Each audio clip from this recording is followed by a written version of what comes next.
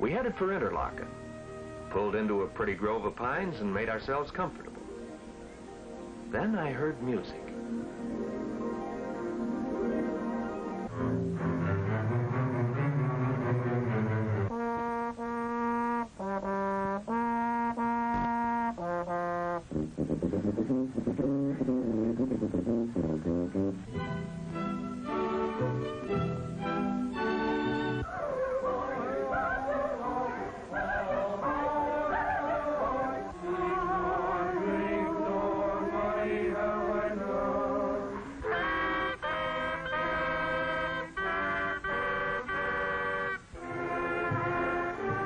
Hundreds of youngsters come to Interlaken every summer, come from all over the country to play, sing, dance, and study.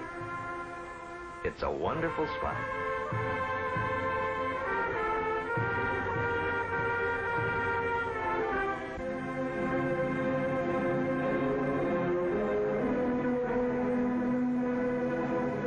Well, I think I'll see if I can turn up a game of cribbage. Anything I can do? No, thanks. You know, it's awfully nice of you to pull us around, but I don't feel right about it. Ah, it's about time I got around to seeing the Middle West anyway. I just love it. For years I've wanted to travel around and paint these beautiful scenes. Ted thinks I'm a little foolish. Ted? Who's he? Ted Newell.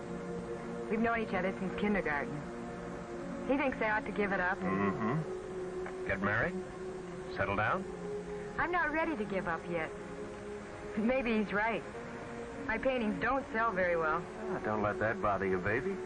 Well, think of all the great painters that had to die before their stuff began to sell.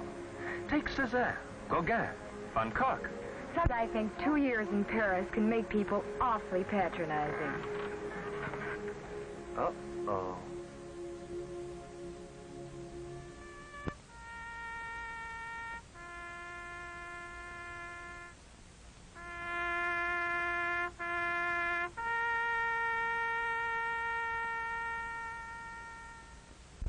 The things there are to see in this Middle West.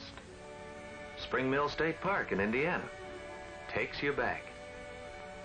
There's an old water wheel there, still running just as it did when our forefathers built it more than 100 years ago.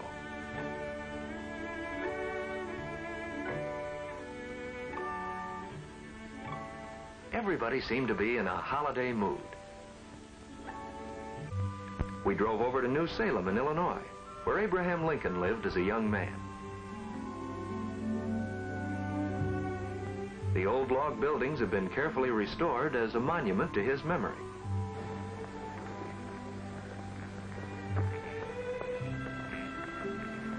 I don't know about you, but a place like this makes me feel a shadow of history. Yeah, I get a whale of a kick out of places like this. You bet. A mighty big chunk of history got started right here. From rail splitter to president. But life must have been pretty rough in those days. How'd you like to travel around behind a pair of oxen? We swung west to the Mississippi and turned north. We were looking at some barges and a river tug when Dad summed it up. Once upon a time, these rivers were our only highways. Today, we have highways all over the country. We drive our own cars. We get on a train, a plane, go from one end of the country to another. And nobody says we can't. Farther up the river, we crossed the bridge that leads into Hannibal, Missouri, Mark Twain's hometown. The whole world has come to know and love it through his books. You can still see settings that come to life in his books, like Mark Twain's home and Tom Sawyer's famous white fence.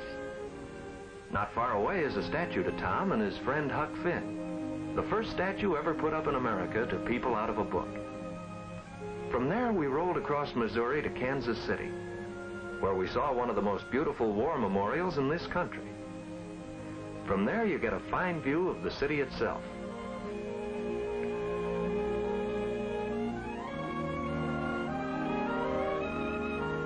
Talk about handsome buildings. You ought to see the state capitol at Lincoln, right in the corn belt of Nebraska. And then Kansas. We stopped in Dodge City to see famous old Boot Hill. They really died with their boots on in those days. Nearby is a monument to the frontier days, a couple of longhorns, which reminded us how much progress we've made in beef cattle. Oklahoma City's something entirely different. You just look around and you can see oil derricks right up on the lawn of the state capitol. The first we saw of the Rocky Mountains was the summit of Pikes Peak, way off in the distance. You don't realize how big this country is till you get around and see it. Then we left the plains and began climbing up into Rocky Mountain National Park.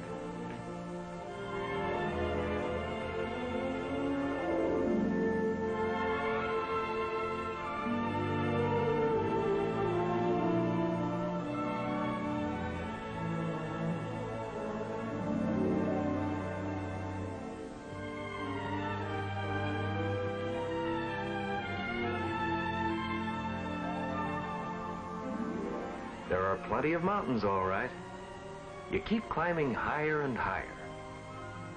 For miles on Trail Ridge Road, you can actually see the timberline below you. You're riding right on the top of the world.